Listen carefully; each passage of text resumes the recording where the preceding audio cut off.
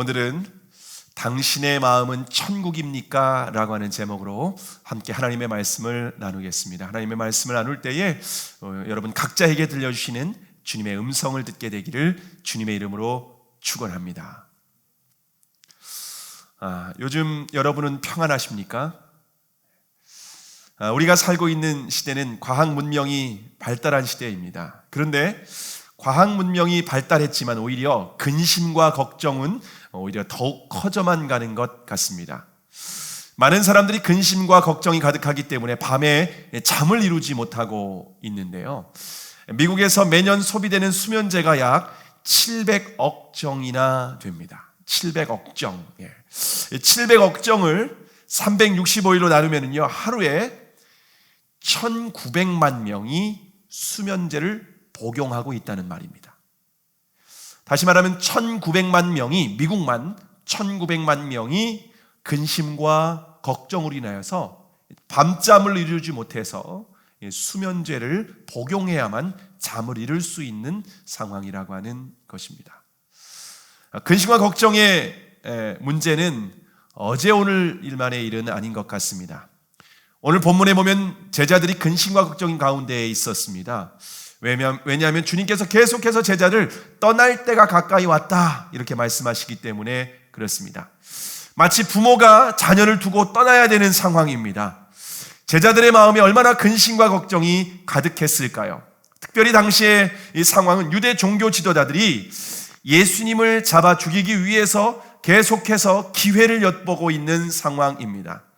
예수님뿐만 아니라 예수님을 따르는 사람들도 회당에서 출교를 당하거나 위협을 받고 있는 상황입니다. 그런 상황 가운데에서 부모가 자녀를 두고 떠나가는데 여러분 얼마나 자녀들의 마음이 불안하겠습니까? 자, 주님께서 그렇게 근심 가운데 있는 제자들에게 어떻게 말씀을 하셨습니까? 오늘 보면 1절입니다. 오늘 1절의 말씀을 다 함께 읽겠습니다. 시작. 너희는 마음에 근심하지 말라. 하나님을 믿으니 또 나를 믿으라. 자, 주님께서 제자들에게 하신 말씀은 마음에 근심하지 말라라고 말씀을 하십니다. 주님은 저와 여러분이 어떤 상황에 있다 할지라도 평안과 기쁨을 누리기를 원하십니다. 근데 어떻게 우리가 마음의 근심과 염려를 이겨낼 수 있을까요? 마음의 근심과 염려를 이겨낼 수 있는 방법은 여러분 믿음입니다. 왜냐하면 주님께서 제자들에게 하나님을 믿으니 또 나를 믿으라 라고 말씀하셨기 때문입니다. 지금 우리의 현실을 바라보면 근심하고 두려워할 수밖에 없습니다. 코로나19 감염자가 우리나라에만 벌써 7,000명 이상이 넘어간 상황입니다. 이미 전국으로 확산되었기 때문에 어디에도 안전한 곳은 없다라고 생각할 수 있습니다. 모든 영역이 위축되고 불안한 상황 가운데에 있습니다. 일상의 삶이 얼마나 소중한지를 다시 한번 깨닫게 되는 상황입니다. 학교는 벌써 개학을 3주나 연기하게 되었습니다. 모든 사람들이 경제적으로도 심각한 위기를 겪고 있는 상황입니다. 도대체 이런 상황이 언제까지 계속될지 예측할 수도 없기 때문에 우리의 마음에 근심과 염려는 더욱 가득할 수밖에 없습니다. 자, 그럼에도 불구하고 주님은 우리에게 마음에 근심하지 말라고 말씀을 하십니다. 왜냐하면 주님께서 여전히 만물을 통치하시고 다스리시고 계시기 때문입니다. 현재 전 세계로 확산되고 있는 이 코로나19 바이러스도 여전히 하나님의 주권 가운데에 있습니다. 하나님께서 허락하시지 아니하시면 공중나는 새 한 마리도 그냥 떨어져서 죽는 일이 결코 있을 수 없다라고 말씀을 하고 있습니다. 주님께서는 저와 여러분의 머리털까지도 다 세고 계신다. 그렇게 주님 우리에게 말씀하고 있습니다. 주님을 믿고 신뢰하면 모든 것이 합력하여 선을 이루시는 줄을 믿으시기를 바랍니다. 자, 그러면 주님을 믿고 근심하지 않아도 되는 분명한 근거는 무엇일까요? 주님께서 나를 믿으라 라고 말씀하시는 근거가 있을까요? 오늘 보면 2절의 말씀입니다. 오늘 2절의 말씀을 함께 읽겠습니다. 자, 시작. 내 아버지 집에 거할 곳이 많도다. 그렇지 않으면 너희에게 일렀으리라. 내가 너희를 위하여 처소를 예비하러 가노니. 자, 우리가 근심하지 말아야 될 이유는 아버지 집에 거할 곳이 많기 때문에 그렇습니다. 자, 그러면 여기에서 아버지 집은 무엇일까요? 아버지 집. 아버지 집은 하나님 나라, 곧 천국을 의미합니다. 천국은 하나님 아버지께서 임재하시고 통치하시는 나라입니다. 주님께서 제자들을 잠시 떠나는 목적이 무엇입니까? 아버지 집에 제자들과 함께 거할 아름다운 처소를 예비하러 가시기 때문에 그렇습니다. 마치 신랑이 신부를 위해서 아름다운 신혼집을 예비하는 것과 같이 주님께서 우리를 위하여서 아름다운 거처, 아름다운 처소를 예비하고 계십니다. 자, 그런데 여러분, 주님께서 예비하신 처소가 어디라고 생각하십니까? 주님께서 처소를 어느 곳에 예비를 하고 계셨을까요? 우리는 당연히 하늘에 있는 천국이라고 생각을 합니다. 그래서 사랑하는 사람이 먼저 이렇게 떠나게 되었을 때에, 먼저 죽었을 때에 슬픔 가운데 있는 유가족들에게 이 말씀으로 위로를 하고 권면을 합니다. 그런데 오늘 본문의 말씀을 깊이 묵상해 보면은요, 좀 이해가 안 되는 부분이 있습니다. 왜 그럴까요? 부족함이 없는 완전한 천국에, 천국은 부족함이 없는 완전한 곳 아니겠습니까? 그런데 부족함이 없는 완전한 천국에 주님께서 처소를 또 예비하러 가신다는 말, 여러분 이해가 되십니까? 천국이 뭐 부족한 것이 있어서 조금 더 예수님이 좀 더 공사를 해야 되고 좀 집을 짓고 뭐 확장하는 리모델링 공사를 해야 한다는 의미일까요? 제자들이 오면은 예수님과 또 성부 하나님과 성령 하나님이 함께 거시다 보니까 세 분만 거하시다 보니까 너무 좁은 거예요. 근데 제자들이 또 12명이 오게 되는 거예요. 또 예수님을 믿는 사람들이 또 거하게 되면은 천국이 막 비좁은 거예요. 그래서 확장 공사를 해야 되는 의미일까요? 주님께서 예비하신 거처를 이해하시려면 3절을 보시면 조금 더 구체적으로 이해할 수가 있습니다. 오늘 본문 3절의 말씀을 다 함께 읽어보겠습니다. 3절입니다. 함께 읽습니다. 시작. 가서 너희를 위하여 처소를 예비하면 내가 다시 와서 너희를 내게로 영접하여 나 있는 곳에 너희도 있게 하리라. 자, 주님께서 거처를 예비하신 후에 분명히 다시 오시겠다라고 말씀을 하셨습니다. 내가 다시 오마, 이렇게 약속을 하셨습니다. 주님께서 다시 오시면 제자들을 영접하여서 주님께서 계신 곳에 그들도 함께 있겠다, 이렇게 약속을 하셨습니다. 자, 그러면 여기서 주님께서 다시 오신다라고 하는 의미는 무엇일까요? 여러분, 우리가 일반적으로 주님께서 다시 오신다라고 하는 약속은 예수님께서 부활하신 후에 승천하시면서 제자들에게 하신 약속입니다. 내가 다시 올 거야, 구름 타고 하늘에서 다시 올 거야 라고 주님께서 약속을 하셨습니다. 예수님의 재림은요, 복음의 결론이라고 말할 수도 있습니다. 우리는 마치 신부가 신랑을 기다리는 것 같이 주님께서 다시 오실 것을 기다려야만 합니다. 주님께서 다시 오실 때는 그러나 세상을 구원하시기 위함이 아니라 세상을 심판하시기 위해서 오십니다. 어린 양을 따르는 성도들은 주님과 함께 세세토록 왕노릇을 하게 될 것입니다. 그러나 세상을 따르는 사람들은 만물 앞에서 벌거벗은 듯이 그 모든 죄가 드러나게 되고 하나님 앞에 심판을 받게 될 것입니다. 심판 이후에는 그들은 불과 유황이 타는 영원한 지옥불에 들어가서 고통을 받게 될 것이다라고 분명히 요한계시록에서 우리에게 증거하고 있습니다. 세상을 심판하신 후에 비로소 새 하늘과 새 땅이 임하게 되고 우리는 신령한 몸으로 부활하게 될 것입니다. 이것이 모든 성도들이 기대하는 썩지 않는 영원한 참 소망인 줄을 믿으시기를 바랍니다. 자, 그런데 오늘 본문에서 주님께서 다시 오신다고 하는 약속은 마지막 날의 재림을 말씀하시는 것이 아닙니다. 왜냐하면 요한복음 14장 18절에서 19절에 보면은 내가 너희를 고아와 같이 버려두지 아니하고 너희에게로 오리라. 조금 있으면 세상이 다시 나를 보지 못할 것이로되 너희는 나를 보리니 이는 내가 살아있고 너희도 살아있겠음이라. 여러분, 주님께서 다시 고아와 같이 버려두지 아니하시고 다시 오신다라고 말씀하고 있습니다. 다시 오시면 어떤 특징이 있는가 하면요, 세상은 다시 주님을 보지 못할 것이다 라고 말씀을 하고 있습니다. 그러나 제자들은 주님을 보게 될 것입니다. 여러분, 그런데 마지막 날에 주님이 재림을 하시면 세상이 주님 앞에 보게 될 것입니다. 세상이 주님을 보게 될 것입니다. 왜냐하면요, 세상은 주님 앞에서 심판을 받게 될 것입니다. 세상은 만물이 벌거벗은 듯이 영광의 주님 앞에서 세상은 분명히 모든 죄의 선악간의 심판을 받게 될 것입니다. 그렇기 때문에 예수님이 재림하실 때는 세상은 분명히 보게 될 것입니다. 그러나 오늘 본문에서는 세상은 보지 못하지만 너희들은 볼 것이야 라고 말씀을 하십니다. 그러므로 주님께서 여기에서 다시 오신다라고 하는 약속은 마지막 날의 재림을 의미하는 것이 아닙니다.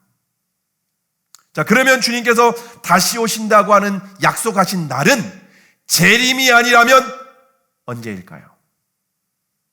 그리고 예수님께서 우리를 위하여서 예비하신 처소는 도대체 어디일까요? 오늘 본문에 보면 주님께서 예비하신 거처가 어디인지 분명히 알 수 있는 구체적인 단서를 우리에게 제공해 주셨습니다. 오늘 본문 2절에 보면은요, 거할 곳이라고 나와 있는데요, 거할 곳이, 내 아버지 집에 거할 곳이 많도다라고 할 때 이 거할 곳이라고 하는 단어가 헬라어로 모네라고 하는 단어입니다. 모네. 이 모네라고 하는 단어는요, 거처, 거주지라고 하는 의미가 있습니다. 그래서 예수님께서 내 아버지 집에 거할 곳이 많도다. 그래서 너희를 위하여 내가 처소를 예비하러 간다 라고 말씀하고 있습니다. 자, 그런데 이 모네라고 하는 단어는요, 신약 성경에서 단 딱 2번만 나오는 단어입니다. 이 거처라고 하는 단어는요, 신약 성경에서 딱 2번 나오는데, 하나는 오늘 본문의 2절에 나오고 있는데요, 또 하나의 이 모네라고 하는 단어가 어디에서 사용되었을까요? 이 모네라고 하는 단어가 또 한번 사용된 것은 어디인가 하면 오늘 본문 밑에서 조금 더 내려가면요, 23절에 나옵니다. 요한복음 14장 23절에 나오는데요, 우리 함께 읽어볼까요? 함께 읽겠습니다. 시작. 예수께서 대답하여 가라사대 사람이 나를 사랑하면 내 말을 지키리니 내가 아버지께서 저를 사랑하실 것이요 우리가 저에게 와서 거처를 저와 함께 하리라. 여러분, 여기에서 거처라는 단어가 나오는데요, 이 거처라는 단어가 헬라어로 모네라고 하는 단어입니다. 모네. 여러분, 주님께서 제자들을 위해서 예비하신 처소가 어디입니까? 주님께서 예비하신 처소는 하늘에 있는 천국이 아니라 우리의 마음에 있는 거처입니다. 예수님께서 우리의 마음의 죄를 깨끗하게 제거하시고 아름답게 리모델링을 하셨습니다. 그러면 우리의 죄를 어떻게 제거하셨습니까? 하나님의 아들이신 예수님께서 우리의 모든 죄를 담당하시고 6월절 어린 양과 같이 십자가에서 물과 피를 다 쏟으시고 죽으셨습니다.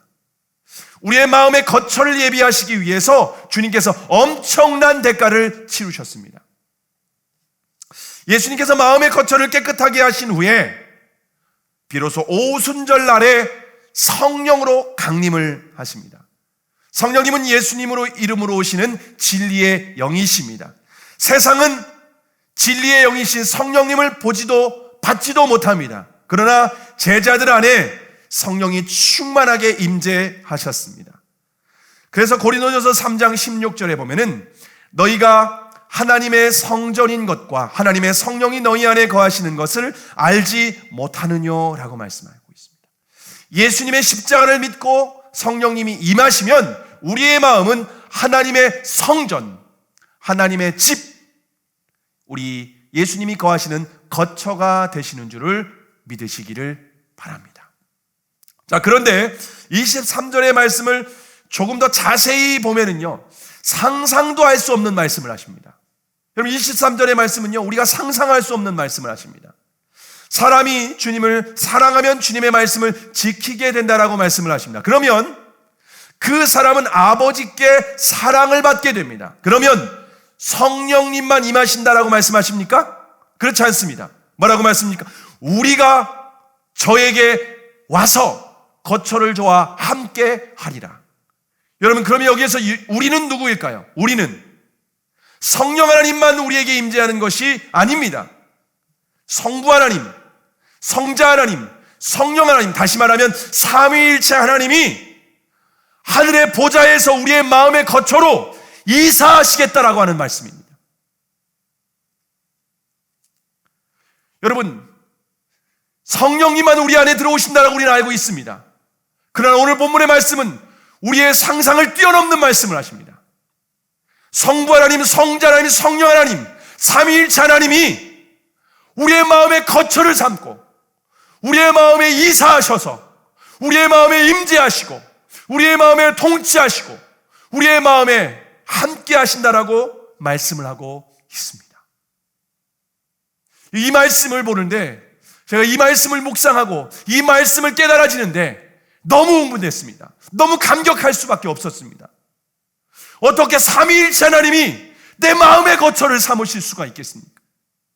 영광스러운 하늘 보좌가 있는데 어떻게 삼위일체 하나님이 내 마음의 거처를 삼고 그 하나님이 내 마음에 임재하실 수 있겠습니까?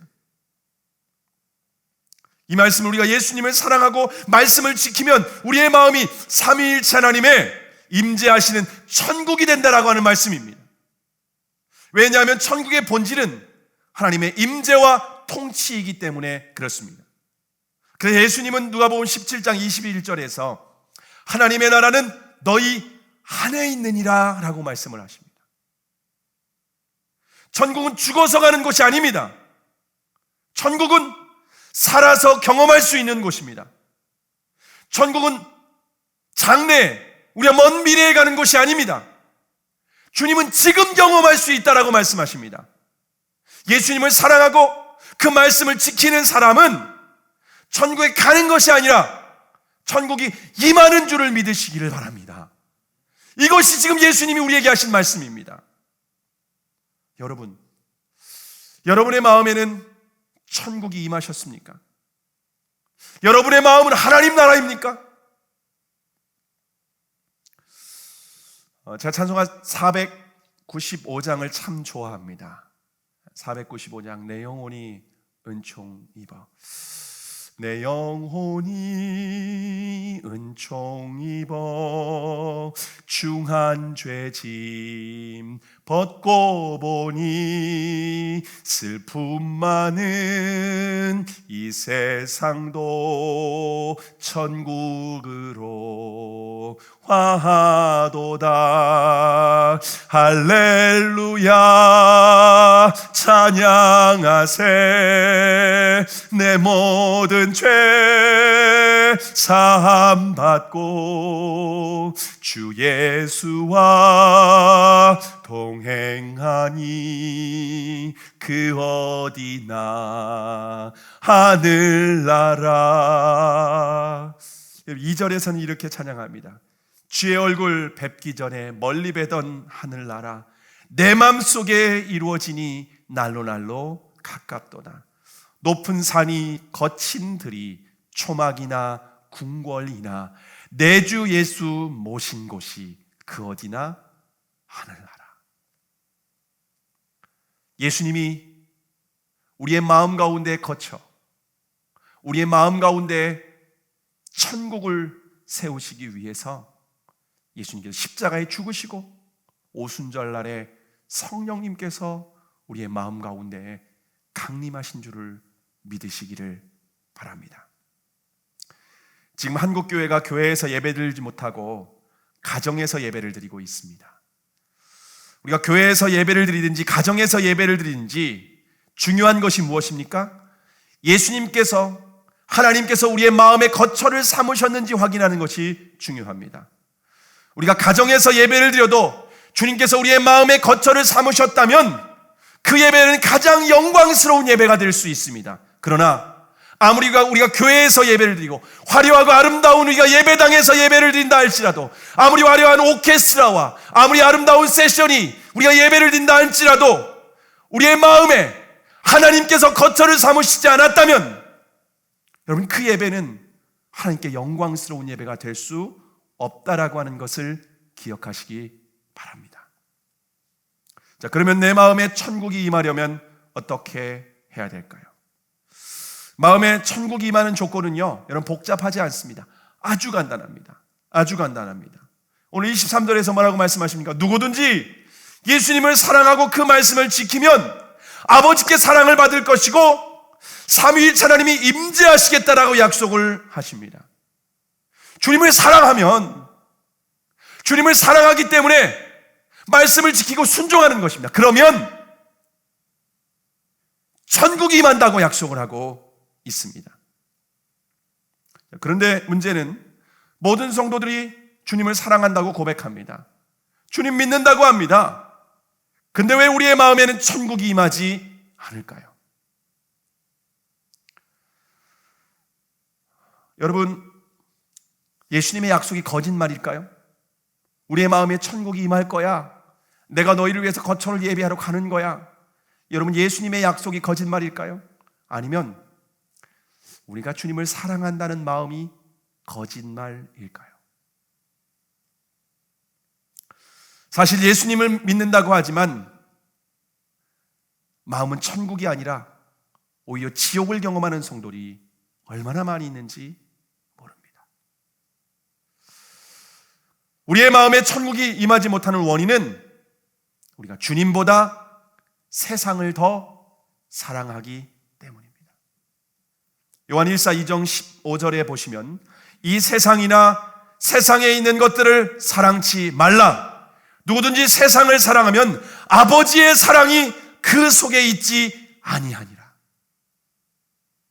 우리의 마음에 하나님 사랑과 세상에 대한 사랑은 절대로 공존할 수 없습니다. 이것은 마치 빛과 어두움이 공존할 수 없는 것과 같습니다. 빛이 임하면 어둠은 당연히 떠나가야 됩니다. 반대로 어둠이 있으면 빛이 없다고 하는 의미입니다. 우리가 세상을 사랑하면 하나님 사랑이 없다는 것입니다. 그러나 정말 하나님을 사랑한다면 세상을 사랑하지 않게 된다라고 주문이에게 말씀하고 계십니다. 어떤 그리스도인이 집회에 참석해서, 예배에 참석해서 정말 은혜를 많이 받았습니다. 정말 많이 은혜를 받고 목사님에게 질문을 냈습니다. 그 질문이 무엇인지 아십니까?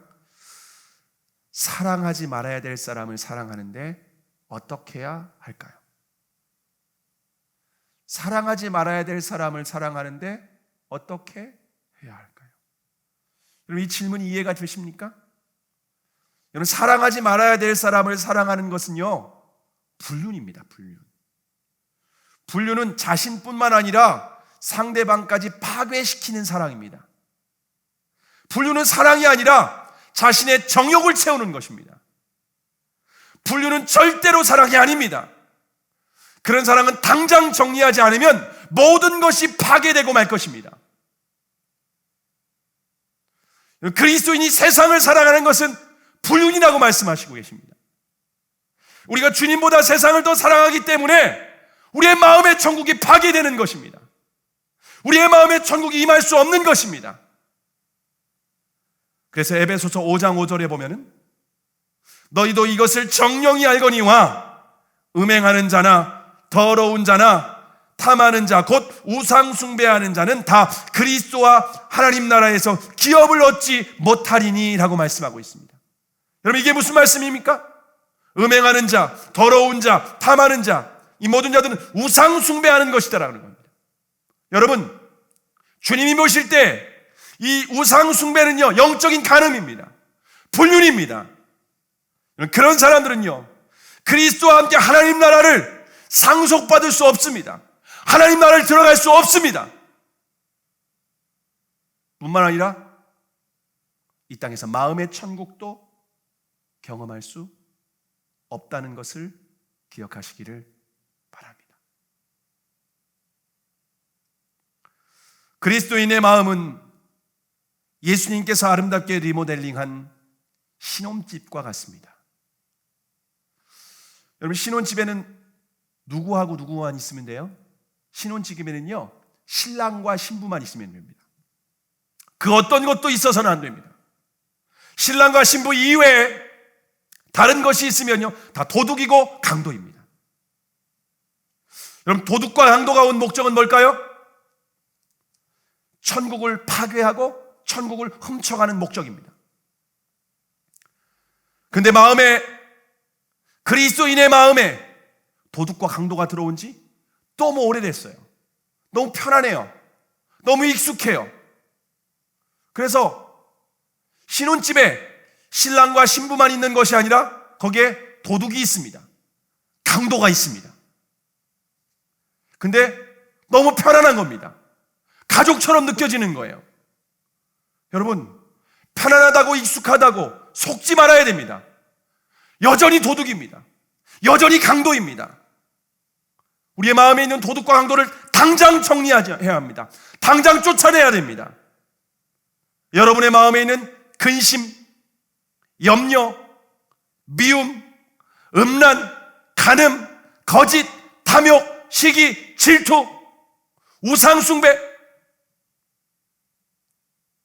이거 주님 보실 때 다 불륜입니다. 영적 간음입니다. 계속해서 이것들이 우리의 마음에 천국을 파괴하고 있습니다. 하나님 나라를 누리지 못하게 하고 있습니다.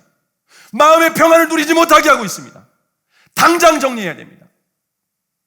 당장 내쫓아야 됩니다. 우리 마음에 오직 예수님만 거하셔야 됩니다.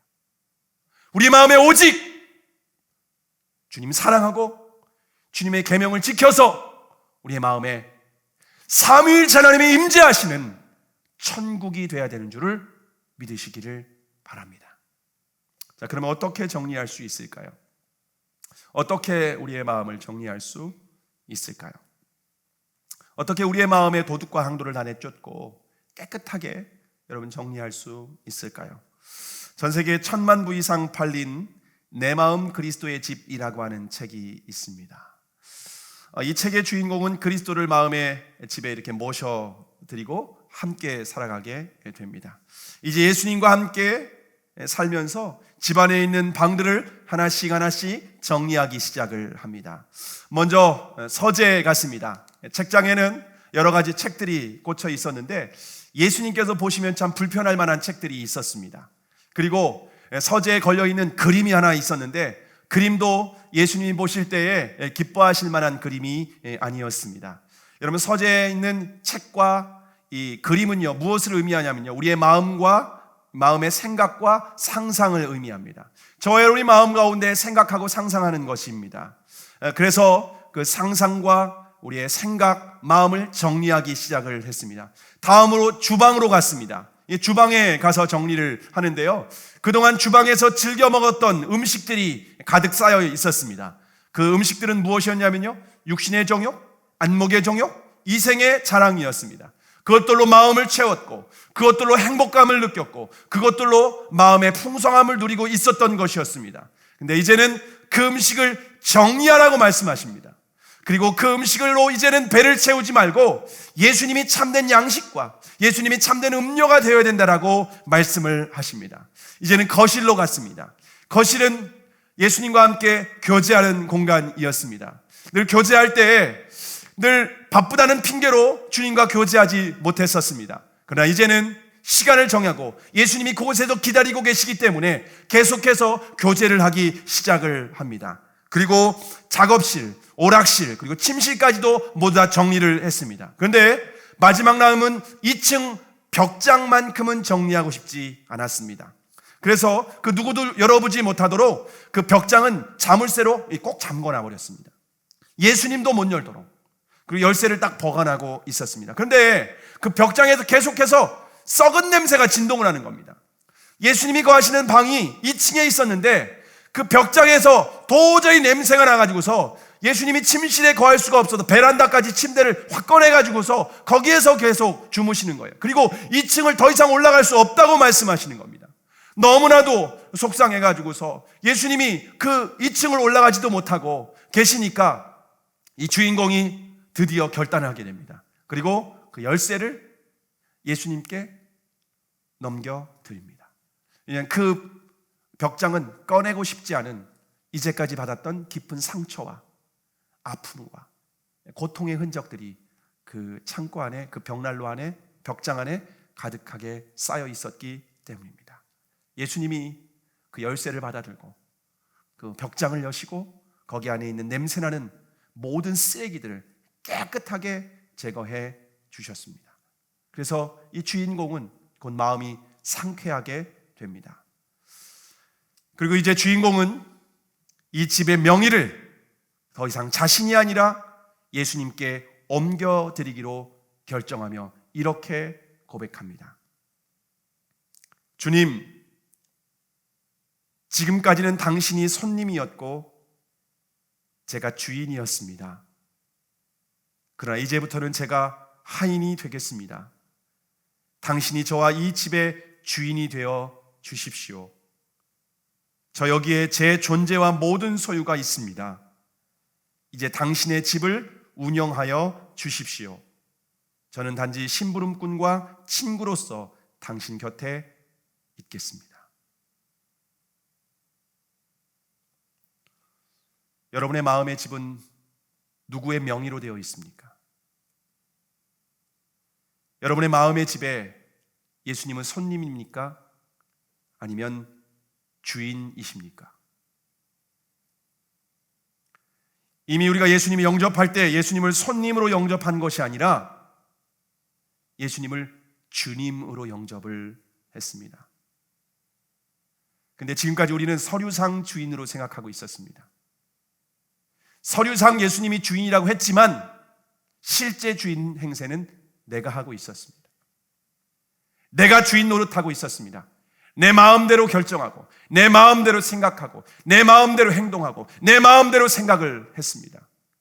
그렇기 때문에 우리의 마음에 천국이 임할 수 없었습니다. 이제 예수님이 우리의 마음의 실제 주인이 되도록 여러분 주도권을 넘겨드리지 않겠습니까?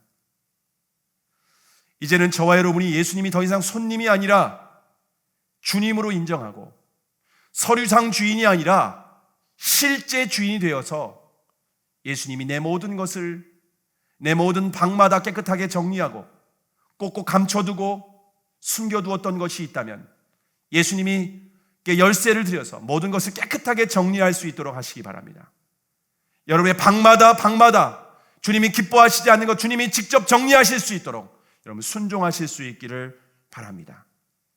저와 여러분 이처럼 주님을 사랑하고 모든 주도권을 예수님께 넘겨드릴 때에 주님께서 모든 도둑과 강도를 쫓아내실 것입니다. 우리의 마음에 있는 천국을 파괴하는 도둑과 강도를 다 여러분 쫓아내실 것입니다. 그러면 삼위일체 하나님이 임재하시는 천국을 경험하게 될 줄을 믿으시기를 바랍니다.